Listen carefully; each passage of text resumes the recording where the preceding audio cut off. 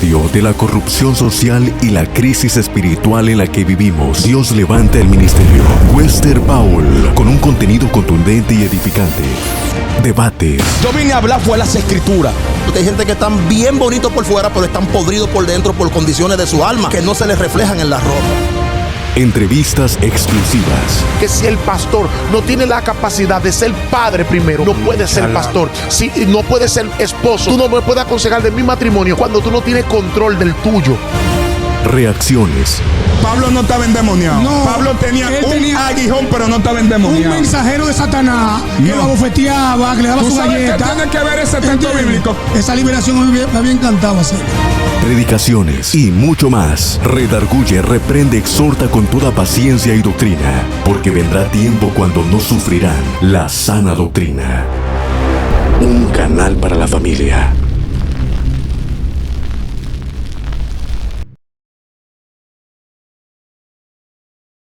Dios le bendiga y Dios le guarde en este precioso día. El evangelista Wester Powell de este lado, hoy con una entrevista que será de mucha bendición para sus vidas. De antemano, si no te has suscrito al canal, suscríbete, dale me gusta al video. Quiero dejar que mi invitada se presente. Dios le bendiga, Dios le guarde. Respondo al nombre de María Fernanda Brito, de Veras. Me congrego y resido en Villamella, Santo Domingo Norte. Y nos congregamos en la iglesia de Benecer, mi pastor Mario López. Amén, Dios le bendiga a todos. Hoy tenemos un contenido bastante importante, se titula Consecuencias de un descuido espiritual. Quiero que la invitada brevemente defina de manera resumida lo que es un descuido espiritual. Bueno, todos conocemos lo que es el descuido, lo que implica esta palabra. Cuando tú por completo obvias ciertas cosas a las cuales debes darle prioridad y lamentablemente por situaciones que a veces salen de tus manos, por compromisos, responsabilidades y un sinnúmero de situaciones que te conllevan a tú apartarte de aquello que verdaderamente tú debes darle prioridad y darle importancia. Entiendo de que cuando descuidamos nuestra vida espiritual, realmente hay un sinnúmero de sucesos que empiezan a manifestarse y queremos como obviar de que las cosas están sucediendo o ignorar la realidad, pero siempre conscientes del por qué están sucediendo toda y cada una de estas cosas. Realmente yo conocí a mi hermana María Fernanda en medio de la pandemia y hemos sido testigos de todas las pruebas y las dificultades por las cuales mi hermana ha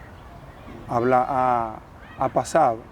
Y yo sé que hoy prácticamente el tema, le pregunté de qué tema podíamos hablar y ella me dijo que vamos a hablar de la consecuencia de un descuido espiritual. Y obviamente todo el que habla conforme a su experiencia.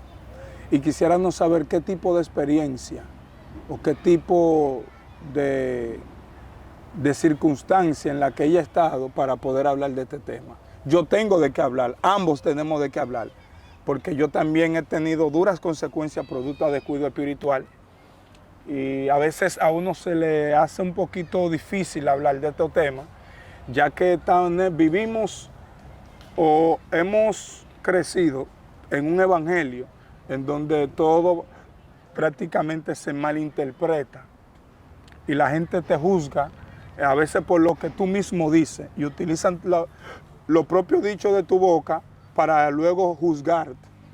Y por eso hoy quiero tener un poquito de cuidado y de cautela en el momento de hablar lo que nosotros vamos a hablar. Primer punto, María Fernanda, ¿qué tiempo tú tienes en el evangelio? Ya yo tengo 14 años, aproximadamente 15 en el evangelio. 14 años, o sea, tú eres una persona que estamos hablando que te convertiste en el 2010. Un estimado. Un estimado del 2010. Yo en el 2010 estaba viviendo en San Juan de la Maguana, precisamente. Un 30 de octubre fui por primera vez a un sector que le llaman Derrumbadero de San Juan. Okay. Y allí empezamos una etapa ministerial en la que Pero yo tengo prácticamente que conocí al Señor 20 años.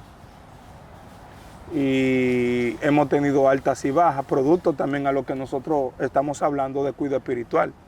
Entonces tienes 14 años en el Evangelio.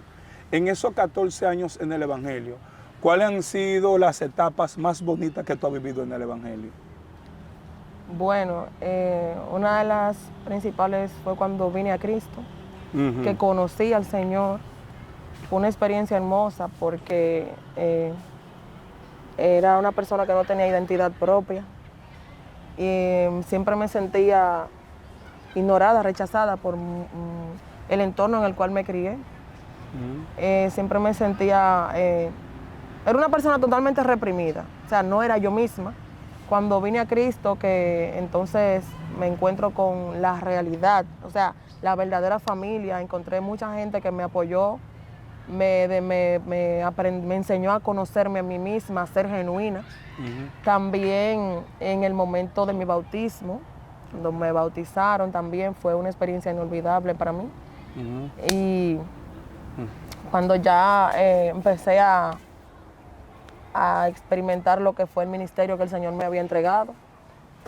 Y un sinnúmero de experiencias hermosas yo he vivido en el Evangelio, la cual me han prácticamente ayudado a mantenerme en pie, a no retroceder y a no volver al mundo. Perfecto. Cuando tú dices que en el ambiente que tú te criaste, ¿en qué ambiente tú te criaste? ¿En un ambiente disfuncional? ¿Tú eras bruja? ¿Tú volabas? No. ¿Tú fuiste al frente del Leviatán? No, imposible. Ajá. Bueno, lamentablemente vivimos en una sociedad en la cual no se le enseña muchas veces a los niños lo que es el respeto.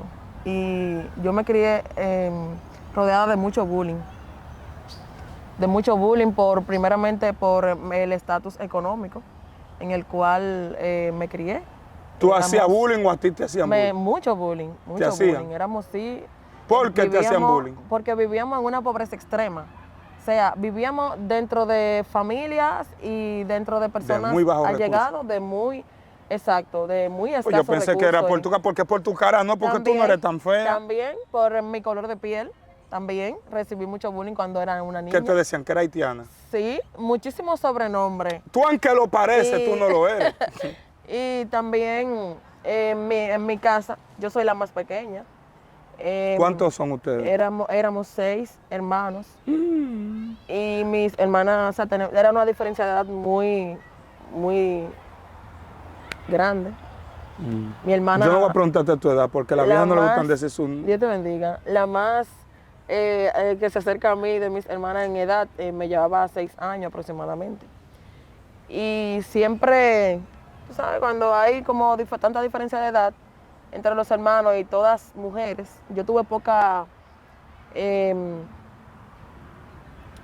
libertad en cuanto a lo que era mi desarrollo como mujer, como señorita, como doncella, porque no, al haber, tú sabes, tanta mujer en la casa, yo tenía poco espacio para yo poder desarrollarme y llevar a cabo ciertas actividades cotidianas que una niña debe ir desarrollando en el trayecto, en el lapso de su desarrollo, porque había que lo hiciera absolutamente todo. Sí, mira, fíjate en algo, mira el público allá, fíjate en algo.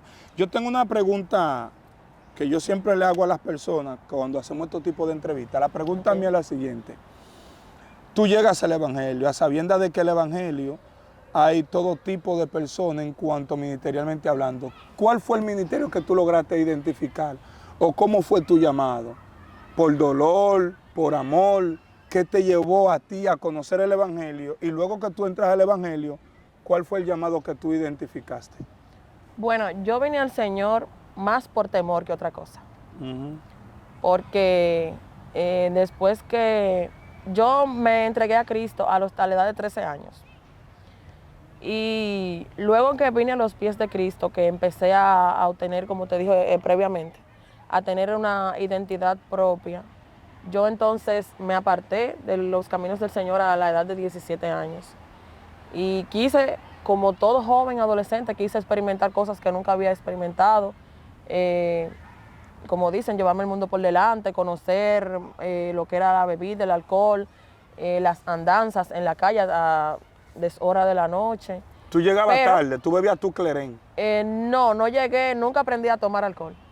El Señor nunca me permitió como aferrarme a las cosas del mundo, porque cuando tú eres marcado con un propósito desde el vientre de tu madre, como siempre el Señor me lo ha dado a conocer, es difícil de que tú te enamores del mundo de una manera extravagante. Es difícil de que tú te adentres en las cosas del mundo, aunque estás rodeada de un sinnúmero de cosas, siempre tú te mantienes como a la expectativa de que tú no perteneces a ese lugar, ¿sabes? Entonces, cuando me aparté del camino del Señor, quise experimentar, hacer una vida normal como cualquier impío, pero no me salió, no se me dieron las cosas como yo tenía proyectado. Muchos fracasos, muchos desamores, muchísimas malas experiencias que me volvieron otra vez a empujar a los brazos del Señor. Porque una cosa es lo que el enemigo te pinta cuando tú estás en el Evangelio para que tú salgas a experimentar eso que Él te está pintando en tus ojos, en tu cara. Y cuando tú estás allá, tú te das cuenta de que nada era lo que te vendieron. O sea, la realidad es otra. Entonces, cuando vine a los pies del Señor nuevamente, cuando me reconcilio a la edad de 21 años, ya tenía 2 niños. Me había casado. ¿Con 21 años y 2 niños? Con 21 años ya tenía pequeñito, porque lo tuve uno tras de otro. Tuve la niña a los 20 años y tuve el varoncito a los 21. Ay, santo. Entonces, ¿qué pasa? Que por el temor, por el miedo de cosas que vi en mi entorno, que le pasó a jóvenes que también como ya habían conocido al Señor, yo dije, yo no voy a permitir que a mí me pase eso que le pasó a mi amiga, a mi amigo, a mi conocido, a mi familiar, por yo estar fuera del Evangelio. Y con ese temor y ese miedo de que me sucedieran cosas tan descarriadas, apartadas de los caminos, entonces vine a Cristo nuevamente. Perfecto. Entonces, dentro de la iglesia, ¿tú entiendes que un cristiano entra al Evangelio para ser vago o para operar en una función? Entiendo de que cada uno de nosotros tiene una función que desempeñar en el camino, porque el Señor nunca llamó ni escogió a vagos. ¿Cuál es la función tuya? ¿Barrer, lavar, bañar en la iglesia, pasar botellita de agua? Me entregó el don de sanidad. ¿Qué? El Señor me entregó el don de sanidad. Y una cosa es el don y otra cosa el ministerio. ¿Y el ministerio, cuál fue el ministerio que te entregó? El pastorado. Ah, bueno. El pastorado. Entonces, ¿cuándo empieza tu pastorado? Bueno, primero el Señor empezó a inquietarme que fuera a los hospitales y a raíz de ahí el Señor, las almas se entregaban y mucha gente que ya tenía más madurez y más experiencia en el Evangelio me decían que cómo era que la gente, ellos se cansaban de predicar, la gente que tenían a veces hasta 2 meses ingresados en los hospitales. ¿Estás pastoreando aún? No. ¿Qué? Entonces, ¿qué te impide pastorear? Pues voy a llegar ahí. Dale, llega. A raíz de que se me convertían las almas, el Señor me entregaba las almas cada vez que iba a los hospitales, a los mercados, que siempre nos uníamos a unas actividades que habían en los mercados. Y por la misericordia del Señor, cuando predicábamos, se convertían las almas, sea dando tratado, de una u otra forma. Tenía muchos hijos espirituales. Y a raíz de eso, como que es el mismo ministerio, como que se va desarrollando cuando el Señor te lanza ya, ¿sabes? Después de un proceso de preparación, porque no es que Dios te va a llamar hoy y ya inmediatamente tú te vas a lanzar, no. Sino que hubo un trayecto, un lazo de tiempo en el cual el Señor me permitió, ¿sabes? Llegar, ¿sabes? Pasar por ciertos procesos y situaciones que me empujaron ellos mismos al ministerio. Entonces, cuando yo inicié, el Señor ya me había dado la confirmación de que ya era el tiempo de yo iniciar con el pastorado, con el ministerio. Y estábamos al frente de una obra pequeña, de un campo blanco. ¿Y qué pasó? Que porque las mismas almas, las mismas personas que se convertían no querían congregarse donde yo me congregaba, sino que me exigían de que buscáramos un lugar y yo les decía que no era el tiempo, que no me sentía preparada. ¿Tú ibas a dividir la iglesia, era? Exacto, que no me sentía, no, porque eran personas que se habían convertido por fuera. Ajá. ¿Sabes? Yo predicando en las calles, porque el Señor me llamó a predicar en cada rincón de donde yo vivía. Okay. No eran personas de mi congregación, hablé con mi pastor, disculpa, hablé con mi pastor y le expliqué, le dije que me iba a seguir congregando, pero iba a trabajar con las personas que el Señor me había entregado porque no estaban congregando, porque no les gustaba mi congregación. Habían unos hermanos, incluso hasta del diaconado, que querían irse conmigo, le dije que no, porque yo nunca estuve de acuerdo con ese asunto de dividir iglesia. Le dije que se podían ir si ellos sentían la necesidad o el Señor estaba hablando, pero no conmigo, porque mi pastor es un hombre que yo hasta el sol de hoy respeto, amo y realmente no me permití nunca llevarme a nadie. Pero luego entonces pasaron situaciones en torno al mismo tema céntrico que me descuidé espiritualmente. ¿Cómo vino el descuido? El descuido vino a raíz de los compromisos, las responsabilidades. Mi esposo y yo nos separamos. Hubieron mucho levantamiento, mucha guerra, muchas contrariedades. En vez de respaldar, aunque no era cristiano, él era un hombre muy, muy sabio, tenía mucho temor de Dios y siempre me apoyaba en la búsqueda, me permitía siempre irme para el monte, para la vigilia, la cueva. Yo nunca tuve oposición de parte de él, pero inmediatamente yo empecé en el ministerio, el enemigo se levantó de una manera feroz y siempre el enemigo utiliza a lo más cercano a ti. Mira, una pregunta. ¿Tú te has sentido alguna vez atacada por el mismo pueblo? Pero por supuesto, el pueblo, lamentablemente, no puedo decir el pueblo de manera general, porque sí hay gente de Dios, sí hay gente que te apoya, no lo que hiciste, sino que te apoya en tu caída, en tu descuido, en tus situaciones, no te dan la espalda.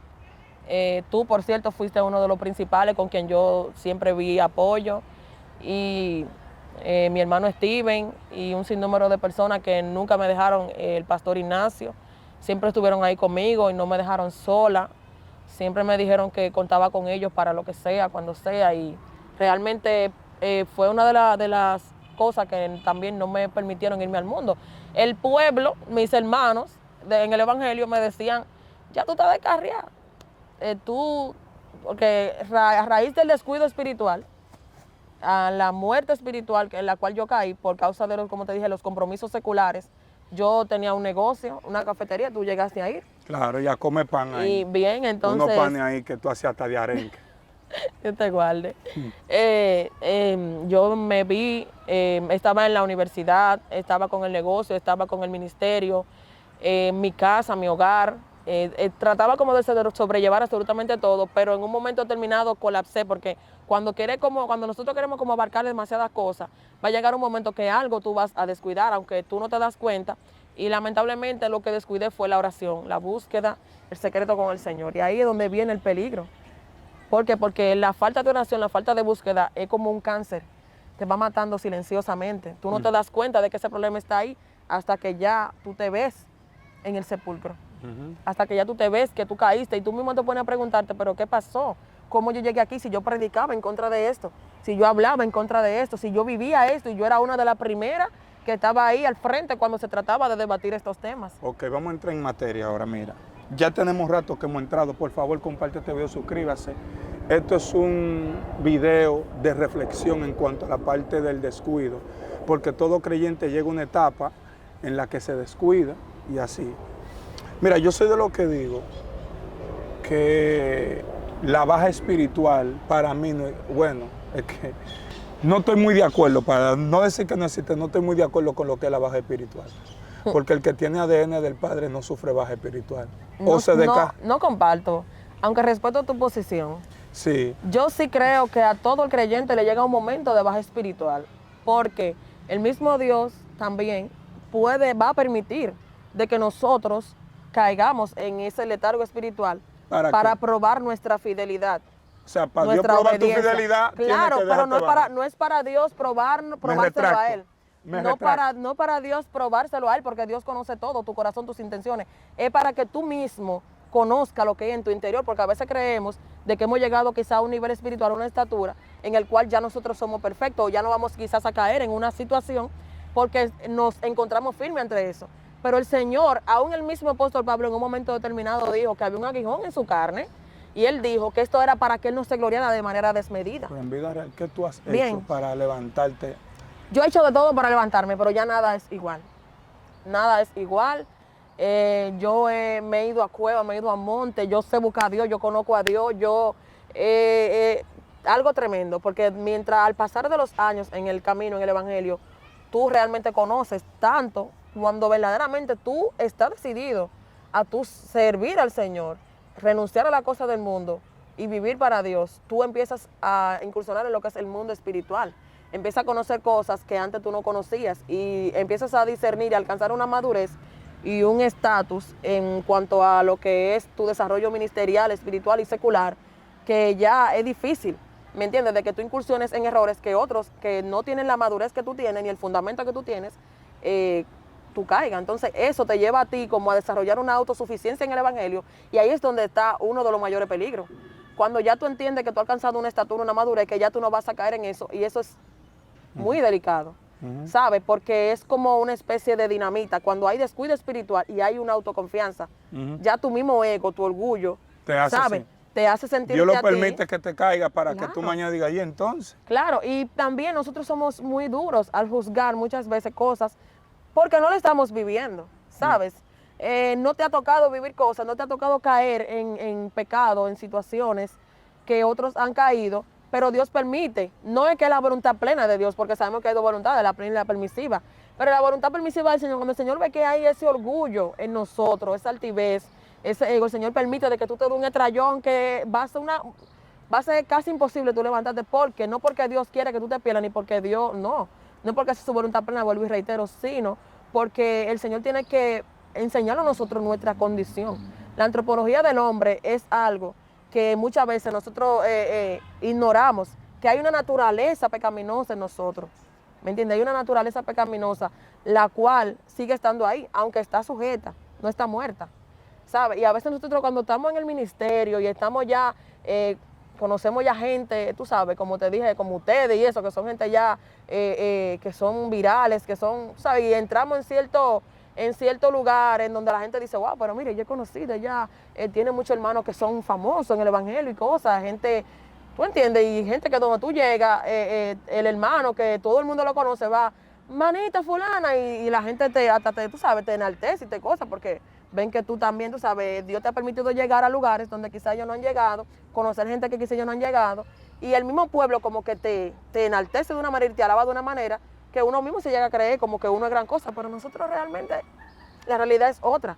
Tú sabes, hay cosas ahí que no han muerto, hay cosas que lo que están es sujetas, hay muchas situaciones nosotros que son realidades que las queremos ignorar, pero realmente en este mundo, mientras estamos en esta carne, nosotros ninguno podemos decir que no fallamos, que no pecamos, ¿me entiendes? Que no hay pecado en nosotros, porque la misma palabra establece de que entonces si decimos esta palabra, le haríamos mentiroso al Señor. Exacto.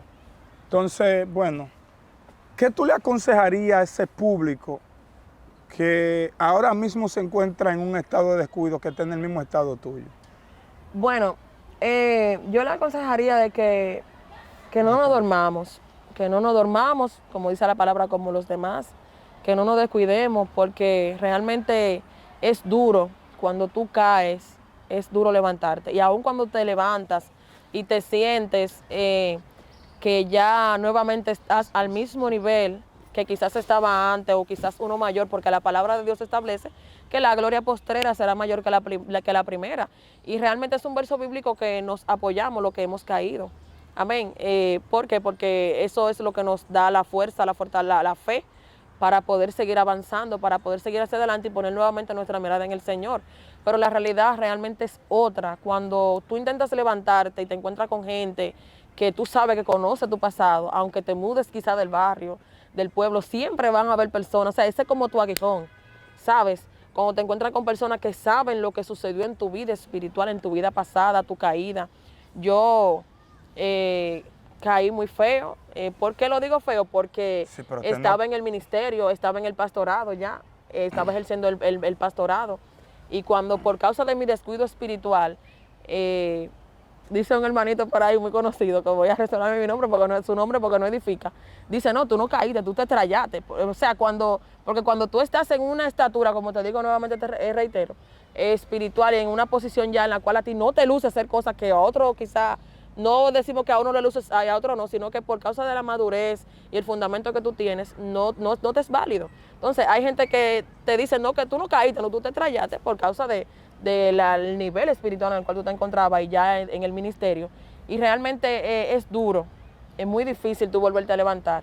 Y aún volviéndote a levantar, siempre tú tienes eso ahí que te golpea, que te apuñala, que te acorrala. La conciencia. La conciencia es una guerra, una lucha interna, porque aún Dios te está ayudando, Dios empieza a respaldarte nuevamente y tú ves la manifestación y eso está dentro de ti.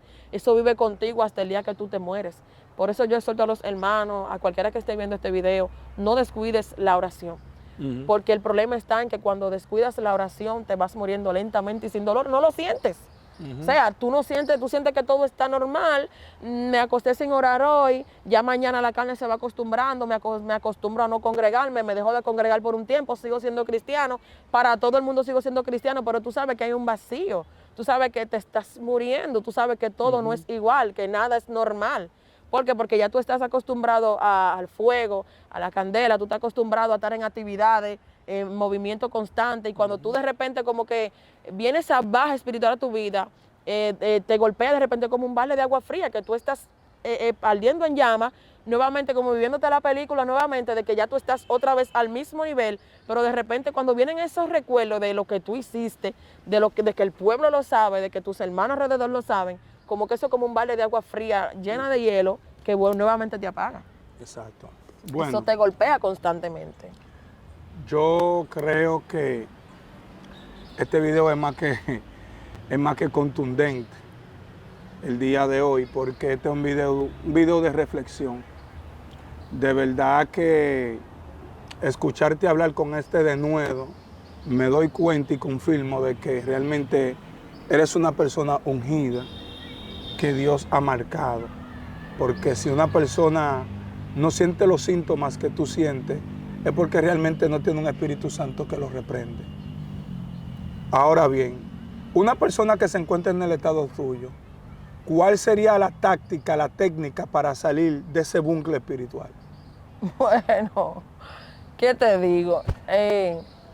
Aprender a vivir con ellos, aprender a vivir con tu guerra mental, porque la mayoría de los gigantes están aquí, en tu mente. Sí. Son gigantes en tu mente que te golpean constantemente, e independientemente de que te apoyen ya tus hermanos y te ayuden a levantarte, la estrategia, la táctica está en mantenerse en el secreto con el Señor. Que lo que tú descuidaste en un principio, lo que te llevó a estar en esa posición de muerte espiritual y apartada de lo que es la gracia, la presencia, el favor de Dios, todo el ministerio, todo lo que Dios te entregó, tú prácticamente lo pierdes. Y yo entiendo de que para nuevamente recuperar la confianza primeramente, porque no hay una cosa más horrible que tú no tener confianza en ti mismo. Cuando tú ya no crees en ti mismo, por más que Dios te hable, por más que Dios te mande mensaje y Dios te respalde en sueños, de manera directa, a través de un evangelista, donde sea, como sea que Dios te hable, si tú no crees en ti, si tú mismo no vuelves otra vez a activar esa fe en ti como al principio, y yo entiendo de que no va a haber táctica que valga. Entonces yo entiendo de que lo primordial es volver al secreto, porque donde mismo tú dejaste la presencia de Dios, el favor de Dios, ahí mismo está, que es en el altar, ¿sabes? Donde mismo tú perdiste, empezaste a perder lo que es tu ministerio, tu llamado, tu fe, tu firmeza, tu confianza, la seguridad que siente ese hombre, esa mujer de Dios, cuando sabe que está haciendo las cosas bien, de manera correcta, primeramente para Dios y luego entonces para con los hombres en torno al testimonio. Entiendo de que ahí mismo, en ese mismo lugar, podemos encontrar el favor, ¿sabes?, de Dios y todo lo demás.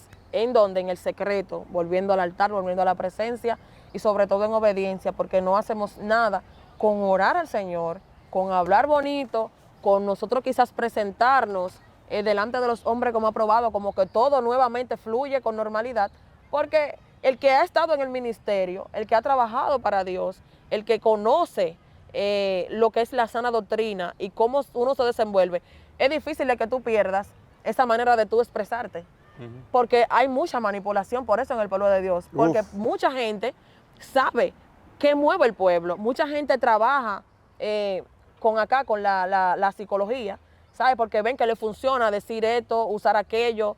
Entonces realmente en tu interior tú sabes que algo está muerto, algo no está bien. Entonces lo que te recomiendo es que independientemente de que te puedas expresar, que te puedas manejar en un altar, que tengas el público que tenga el manejo que tenga, que vuelvas a la presencia. ¿Por qué? Porque hay algo que perdiste, lo dejaste atrás, pero que lo puedes recuperar. Wow. A través de la obediencia a Dios, a través de la búsqueda constante y sobre todo a través de creer en ti mismo nuevamente como quizás lo hacías en un momento determinado. Con esta pregunta yo termino. ¿Cómo se ve María Fernanda en 5 años? Bueno, en términos secular o espiritual. Término espiritual. En lo espiritual. Pero en lo secular yo te veo millonaria para que me dé un par de pesos. Dios te bendiga, Wester. Mira, yo me veo, si el Señor me da la oportunidad, porque Ya todo te la dio. depende de Dios. Ya te la dio. Me veo en 5 años nuevamente en el ministerio, Uy. con el favor de Dios. ¿Y cuál será tu primer predicador? Independientemente, no me comprometas aquí porque, dime, independientemente de todo, si el Señor no guarda la ciudad, en vano verá la guardia, dice la misma palabra.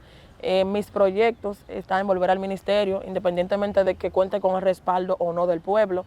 Yo sé que Dios me llamó y aún en lugares en donde nadie me conoce, hay gente que me dice, sierva, hay un pastorado que reposa sobre ti.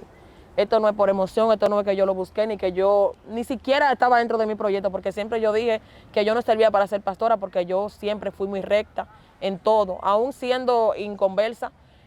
Yo veía siervas que pasaban así con esta vestimenta y el Señor me ministraba, así es que yo te quiero. Yo andando desnuda, porque a mí me gustaba vestir ropa extravagantemente. ¿Pero y enseñando qué? Enseñando el cuerpo, enseñando la carne. Un pedazo de carbón. Y realmente, a veces hay personas que piensan que la iglesia me exigen que viste así, que me enseñaron así. No, yo me convertí al Señor, en mi congregación nadie vestía así. Y tengo testimonio de sobras. Pero cuando Dios te llama a marcar la diferencia, aunque tú brinques, saltes, corres y patalees y quieras como camuflajearte y taparte entre los demás, no puedes, porque hay algo que Dios te entregó y demanda de ti, exclusivamente de ti. No es que yo hago doctrina con esto. Dios a mí me dijo, exclusivamente me dijo, yo te quiero así. Cuando ¿sabes? tú llamas así, ¿a qué te refieres? Falda larga, barre calle, moño duro, cero partido, cero cintillo. Ningún moño duro ni nada, porque le llaman moño duro, moño malo. Este pelo es natural, este fue el que Dios me dio. Ay, santo Yo me Dios. refiero a guardarme en todo el sentido de la palabra, tanto por dentro como por fuera. Una pregunta, ¿qué tan de cierto el asunto de los cintillos? Porque de que los cintillos tienen demonios, puto. No creo. Esos son posturas. Ajá. Esos son muchas veces cábalas de gente. Si usted le tropieza un cintillo y usted sabe que el Señor trató con usted exclusivamente a nosotros, no se lo ponga. Yo no soy de la persona que hacen doctrina de cosas que yo estoy consciente de que el Señor a mí no me ha hablado en contra de eso. Ahí está la palabra. Hay cosas claramente que las palabras, la Biblia la dice, hay otras que la Biblia las enseña, porque hay cosas que no están en la Biblia, pero sabemos que son pecados, que están mal delante del Señor. Porque hay aparte de que hay una conciencia, está el Espíritu Santo que nos reprende. Dice la palabra que si el Espíritu Santo no nos reprende, ¿quién te va a convencer? Entonces realmente, por más que nosotros a veces como que queremos disfrazar, tapar una cosa con la otra, el Señor a mí me dijo claramente, así es como yo te quiero, y yo misma decía, wow, cuando yo te hacía, aún yo siendo inconversa, bien. Sí, habla la palabra de vestir con pudor y modestia, y Dios me llamó así, ¿por qué? Porque es que yo andaba en la calle, como le digo, vestía demasiado, exhibía demasiado. Y como ese era mi guerra, era mi fuerte, no di que bebida alcohólica, ni vanidad, ni nada de eso, no, sino que ese era mi fuerte. Me sentía siempre con la necesidad de mostrar mi cuerpo, ¿sabes? Entonces el Señor, primeramente, antes de darme el evangelio, trabajó esa parte en mí de cómo me quería. Ahora bien, volviendo al tema, a la pregunta, yo realmente, como te digo, nuevamente, te reitero, me veo en el ministerio, me veo en el pastorado, a pesar de la caída, de la falla, del estrellón, como dice mi hermanito, yo creo de que Dios lo va a hacer conmigo, porque entiendo de que si todavía para este tiempo el Señor me tiene de pie, me tiene con vida, me ha guardado y me ha librado de tantas cosas que aún yo desconozco, creo de que porque Dios lo quiere hacer conmigo. Bueno, señores, yo lo que le quiero pedir al público, al grupo Estudiando con Wester Paul, saliendo del anonimato, taller profético, llevemos a María Fernanda en oración. Amén. Una hermanita, una hermana, amiga, desde hace mucho tiempo. Vamos a pedir que usted lo lleve en oración y si en dado caso, Dios la toca a usted con otra cosa, estamos aquí, que el número está ahí. Aleluya. Pues Dios le bendiga, se ha llegado al final de este video, no olvides suscribirte a este canal. Si tiene alguna pregunta, si necesita otra entrevista como esta, déjela abajo en la caja de los comentarios. Amén. Wester Paul estuvo con usted y la pastora María Fernanda. Dios le bendiga y Dios le guarde.